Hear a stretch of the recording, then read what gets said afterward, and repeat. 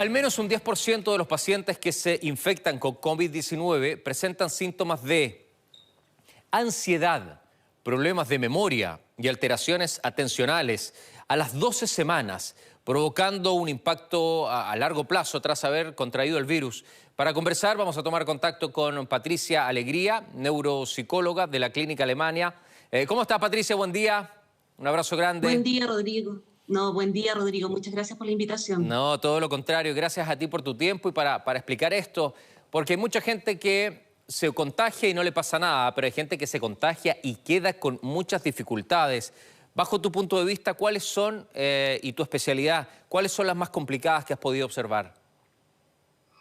Mira, uno como en las secuelas que se han visto, incluso de pacientes que no han estado tan complicados, por ejemplo, como intubación, se han visto desde trastornos muy leves, por ejemplo, en la atención, con el enlentecimiento en la velocidad de procesamiento, con mucha dificultad para hilar ideas, hasta problemas de memoria severos. Con una dificultad, por ejemplo, importante para hacer dobles tareas que se llaman, hacer dos actividades a la vez o programar, por ejemplo, el retorno laboral o programar actividades que antes hacían bastante bien. Y en el ámbito psicológico, Rodrigo, ahí también lo que tú decías, o sea, mucha ansiedad, mucha revivencia de situaciones incluso un poco delirantes, o sea, como la pasada por UCI o cómo fue el proceso. Hay algunos pacientes incluso que mezclan contenidos de un tiempo así como y les produce muchas pesadillas nocturnas, mucha dificultad para dormir. Entonces uno puede ver como el amplio espectro de secuelas después de un COVID, ¿eh? ¿Y cómo lo has visto acá en Chile? Porque estaba leyendo un artículo de Alberto García Molina, un neuropsicólogo del Instituto Guttmann en España, donde te habla que cerca del 10% de las personas que se infectan con COVID presentan síntomas posteriores, lo que se conoce como el COVID-19 prolongado, y él habla de unas 12 semanas. ¿Cómo ha sido la realidad en nuestro país? Yo te diría que la realidad acá no ha sido muy distinta a lo que refieren en España. O sea, hay pacientes que incluso se mantienen por varias semanas, incluso hasta 3, 4 meses en rehabilitación después de un evento. Incluso muchos de ellos después de 6 meses recién retornan a trabajar y de manera muy gradual por estas dificultades que tienen en el día a día del punto de vista cognitivo y emocional.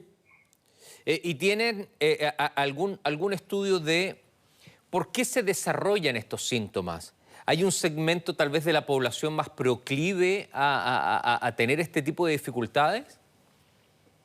Mira, no está muy claro porque como estamos en una pandemia que está en desarrollo, la verdad es que no está muy claro por qué, porque efectivamente se había asociado a la complejidad del COVID, por ejemplo, en intubación con déficits mayores cognitivos, pero la verdad actualmente estamos viendo que pacientes que no fueron intubados, que no tuvieron grandes alteraciones durante el periodo que tuvieron COVID, la verdad que igual presentan alteraciones. Por lo tanto, yo te diría que no hay una asociación, no hay todavía una estadística, dado que estamos todavía en una noticia en desarrollo en esta área, pero efectivamente los pacientes presentan mucha dificultad.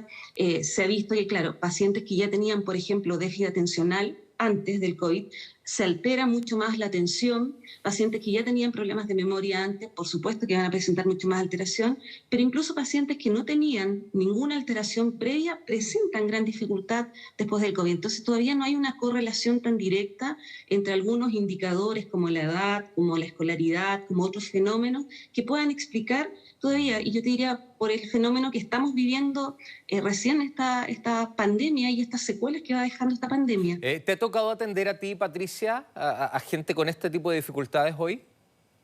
Sí, de hecho yo soy parte de una unidad de neurorehabilitación que antes nos dedicábamos a accidentes cerebrovasculares, TEC, pero actualmente nos reconvertimos, dado la cantidad de pacientes que han quedado con secuelas, nos reconvertimos y estamos trabajando con todos los pacientes que quedan secuelados.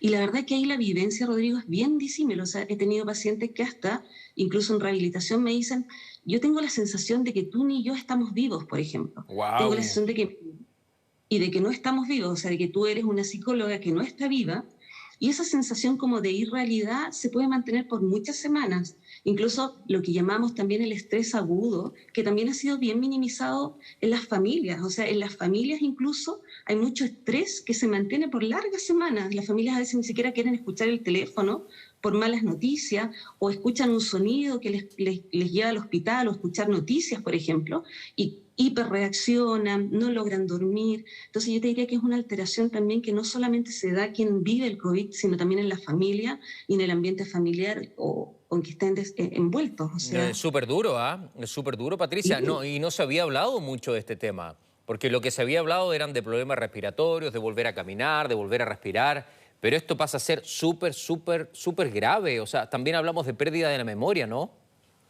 sí, sí. Lo que pasa es que, claro, como es una patología, que de alguna manera, claro, el riesgo inminente de muerte es el riesgo respiratorio, pero siempre nosotros decimos, claro, pero después del riesgo vital, cuando tú pasas del riesgo vital, quedan hartas secuelas que también al sujeto le impiden volver de nuevo a trabajar, por ejemplo.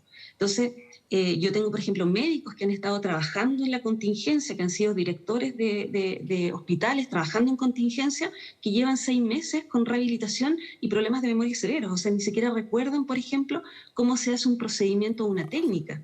Entonces, las secuelas en memoria pueden ser bastante graves. Y ahí la rehabilitación es central para volver a habilitar este tipo de funciones y ellos puedan volver, por ejemplo, a hacer actividades. No, no, estoy sorprendido con la crudeza con que lo relatas, más allá de que sea una realidad. Me parece muy bien que lo pongas sobre la mesa porque hay gente que aún tiene dudas sobre esta enfermedad. Imagínate todo lo que tú estás describiendo, Patricia, con tanta claridad.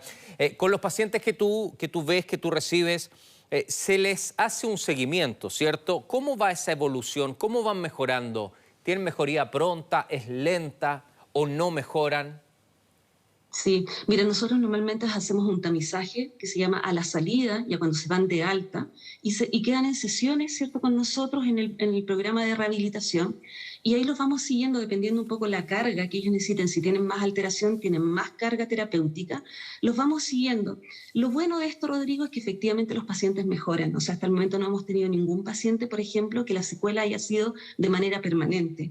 O sea, quedan con dificultades, pero estas dificultades rápidamente, con estrategias de memoria, con algún medicamento que los pueda ayudar en la atención, con algunas medidas, por ejemplo, de higiene del sueño, con algunas sesiones psicoterapéuticas en trauma, por ejemplo, mejoran bastante bien. Y yo diría, yo hasta el momento no tengo ningún paciente que a los 3 meses o 4 meses ya esté de alguna manera sin secuela. Entonces yo te diría que eso es lo bueno, que efectivamente hay tratamiento. De hecho, nosotros en el grupo tenemos una doctora que está liderando el Plan Nacional de Rehabilitación Post-COVID, porque los secuelados de esta pandemia van a ser hartos. Entonces hay que proponer, o sea, hay que proporcionarles de alguna manera la rehabilitación que significa para que vuelvan a reinsertarse. Y no solamente en el ámbito laboral, en el ámbito social, familiar. Cuando se presentan este tipo de problemas cognitivos, ¿qué tipo de rehabilitación tienen, Patricia? Mira, depende el tipo de alteración. Por ejemplo, en la atención, lo que hemos visto más es lo dual task, lo que yo te mencionaba, hacer doble tarea. Por ejemplo, si yo camino y cuento números del 10 hacia el 1. Esa doble tarea, hacer, caminar y además contar, les cuesta muchísimo. Wow. Entonces, la rehabilitación consiste en una serie de entrenamientos en que tú vayas haciendo doble tareas, en que aumentes la velocidad de procesamiento, por ejemplo, con algunas tareas como decir, por ejemplo, nombres de animales en 1 minuto. Entonces, hacemos ejercicios cognitivos y mejoran. En memoria, lo que enseñamos son estrategias. O sea, cuando tú usas estrategias en memoria, por supuesto que el aprendizaje es mucho mejor. Cuando tú haces de una idea, si yo asocio tu nombre con algo que yo conozco, por supuesto que lo voy a recordar mucho más. Claro. Entonces, en rehabilitación en memoria le enseñamos estrategias. ¿Hay edades, secuela... Patricia, hay edades que de los pacientes, determinada edad, es más proclive a esto? ¿O esto es transversal, jóvenes, niños, adultos mayores? Sí. No, yo te diría que es transversal. Wow. O sea, lo que pasa es que, claro, en adulto mayor suelen no consultar porque se suele echar la culpa a la edad. Okay. O sea, como tiene problemas de memoria es por la edad. Pero claro, quienes consultan más son los pacientes jóvenes, porque ellos están en el mundo laboral, se dan cuenta que vuelven a trabajar y no logran hacer las actividades que hacían antes, o la logran hacer con mucha dificultad. Y yo te diría que no, es transversal, o sea, no tiene que ver con la edad. Más bien quienes consultan y se quejan de esto son los que están trabajando. Ajá. Y es muy caro este tratamiento, esta rehabilitación, porque también hay que pagar esto, ¿no? Sí, o sea, un equipo de rehabilitación, Rodrigo, está compuesto por una fisiatra, por un kinesiólogo, por una fonoaudióloga, por una terapeuta ocupacional y una psicóloga, que en mi caso neuropsicóloga, especialista en este tipo de alteraciones. Por lo tanto, tú ya tienes varios profesionales que si un paciente está complicado, va a necesitar las 6, 7 especialidades. Entonces, si tú sacas la cuenta, cuánto cuesta una sesión de cada uno de ellos, es un valor enorme. Que claro, por eso mismo se está liderando actualmente este plan nacional en rehabilitación post-COVID, porque efectivamente los pacientes no van a poder pagar la cantidad, lo que significa en 3 meses y además todo lo que significó la hospitalización por COVID. O sea, yo tengo pacientes que me dicen, mira Patricia, yo quedé con secuelas no solamente emocionales y cognitivas, quedé con secuelas económicas importantes. Entonces, es muy caro y dependiente, mientras más alteraciones hayan, por supuesto que requerimos más profesionales que estén dentro del programa y eso va a significar más costo además. No, lógico, y con las realidades que existen en el país, económicamente hoy tan golpeado, esto ya debiera ser una gran preocupación del gobierno. A mí me parece que estamos levantando un tema que no se ha tocado, que antes quedaba como posibles consecuencias, como tenemos nosotros escrito acá, pero hoy día ya son reales consecuencias. No es que sean posibles, a lo mejor te pueden suceder a ti, a X, a Y, y a otros no les puedan suceder, pero cuando te suceden efectivamente son reales y hay una complicación tremenda. ¿Con el gobierno existe algún nexo como para poder tratar a esta gente, y sobre todo en temas económicos, Pati? Mira, actualmente yo te diría que no hay seguros asociados, no, la rehabilitación en general no tiene cobertura. Psicología, por ejemplo, tiene bajas coberturas, como 10 sesiones. Por lo tanto, no hay una cobertura así que permita a los pacientes, por ejemplo, FONASA, que puedan cubrir esta rehabilitación. Normalmente los programas te cubren hospitalización y algunas sesiones de ambulatorio, pero el costo siguiente es de los propios familiares y de los pacientes. Me dejaste muy pegado con el tema, porque abre una preocupación mucho más profunda de lo que significa el COVID. Estábamos acostumbrados a ver otro tipo de rehabilitación, una rehabilitación más basada en la respiración, en lo físico, en el poder volver a hacer tu actividad normal. Pero estas secuelas son graves y pueden terminar siendo mucho más graves. ¿Acá se puede frenar con el trabajo de ustedes con rehabilitación? ¿Se puede frenar o es algo que te va a acompañar durante el tiempo, Patricia? ¿Esto se puede extender a largo plazo? Si es que no se atiende, pero si se atiende, ¿puede tener un freno? Sí, o sea, la rehabilitación lo que busca es volver a habilitar, ¿cierto?, a estas personas que tenían estas dificultades. La rehabilitación tiene buena efectividad, Rodrigo, o sea, un equipo multidisciplinario que trabaje precozmente la rehabilitación, mientras más precoz se inserte, tiene mucho mejor eficacia y los pacientes no van a estar. Yo tengo pacientes, por ejemplo, Rodrigo, que el año pasado se contagiaron de COVID, no pudieron tener acceso, por ejemplo, a rehabilitación y ahora un año que fueron echados del trabajo porque no rendían, tuvieron un montón de consecuencias, recién ahora dicen, chuta, esto nunca lo asocié al COVID, o sea, nunca nadie me dijo que esto podía ser una secuela de COVID. Entonces el costo para esa familia, ¿cierto?, es altísimo, o sea, es altísimo porque más te quedas sin trabajo si no lo logras hacer. La rehabilitación es súper crucial para que los pacientes logren hacerlo.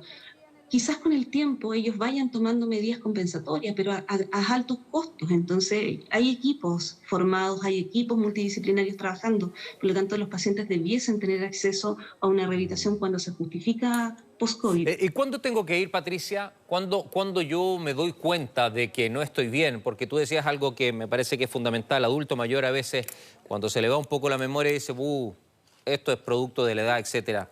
¿Cuándo tiene que ir una persona, un joven, un niño o incluso un adulto mayor o un mayor a una consulta de este tipo de cosas? ¿Qué es lo que debo sentir yo? Porque no solamente es pérdida de memoria, sino que hay problemas mialgias, hay fatiga, hay jaqueca, hay varias cosas que tú describías.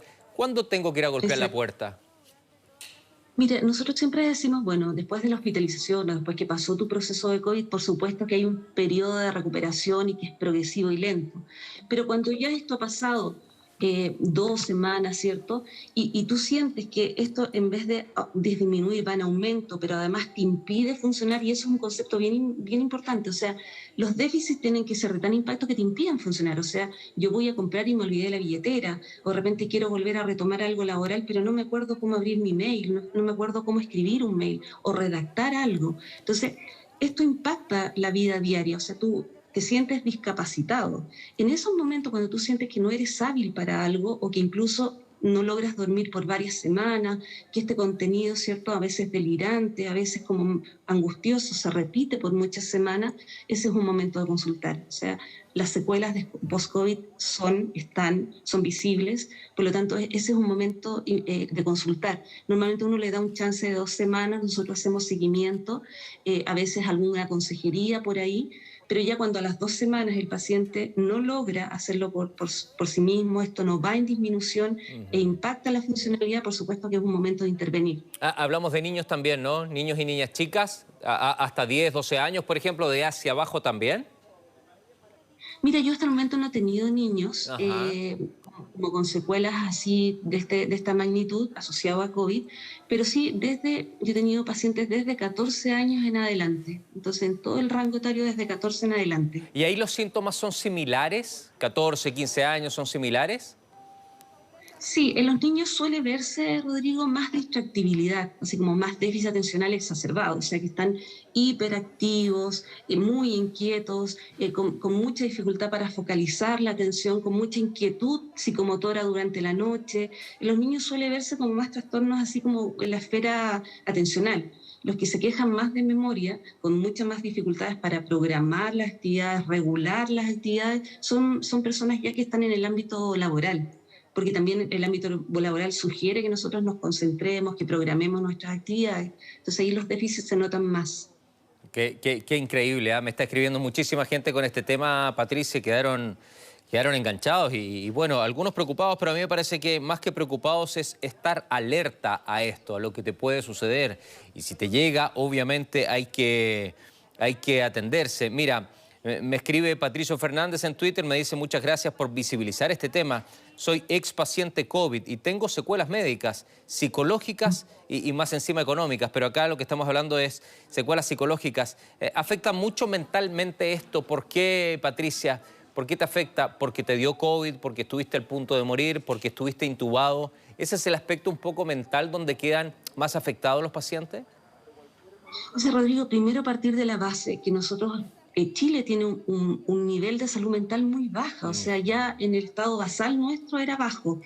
Con más de un año de pandemia, donde hemos estado encerrados, ya la crisis en salud mental es altísima. Si además tú consideras un paciente que se contagia, la familia la mayoría de las veces debe guardar cuarentena, no puede visitarlo porque las unidades están cerradas, no puede entrar familia. La mayoría de las veces tratamos de contactarlos con los familiares, pero no siempre lo logramos. Entonces es un paciente que vive su COVID, además con este proceso infeccioso que muchas veces da delirium, cuando te intuban te tienen que sedar. Entonces estás con un periodo de mucha confusión, una confusión que es todo lo que además está el miedo inminente de muerte, o sea, el morir solo además. Entonces, esa dificultad genera mucha ansiedad, mucha angustia, que a veces incluso se vuelve lo que yo te contaba, o sea, mucha idea delirante. O sea, hay pacientes que me dicen, mira, no puedo dormir porque si duermo siento que pierdo el control de la respiración, o sea, que me voy a morir durante la noche. Entonces, es un nivel tal de angustia que se vive en este proceso de COVID y además estar solo. Porque por último, cuando tú vives una enfermedad acompañado, ya te tranquiliza, pero el vivirlo solo con este nivel de angustia y confusión en el proceso, porque te sedan, te entuban, tú no sabes en qué momento saliste, entonces eso genera mucho estrés postraumático posterior y no es racional, o sea, no es que yo quiera, no, lo que pasa es que se activa nuestro sistema simpático, que tiene que ver con nuestro sistema de alerta, por lo tanto el paciente queda alerta mucho tiempo, o sea, con todas las alertas Wow, qué bien el tema. activadas. Bueno, Patricia, te agradezco mucho la conversación. Gracias por darnos la luz y también pensar que hay una rehabilitación producto de las secuelas que te deja el COVID. Abrazo grande, que tengas lindo domingo. Muy gentil. Gracias por tu tiempo. Muchas gracias a ti, Rodrigo. Chao, gracias. Muchas gracias.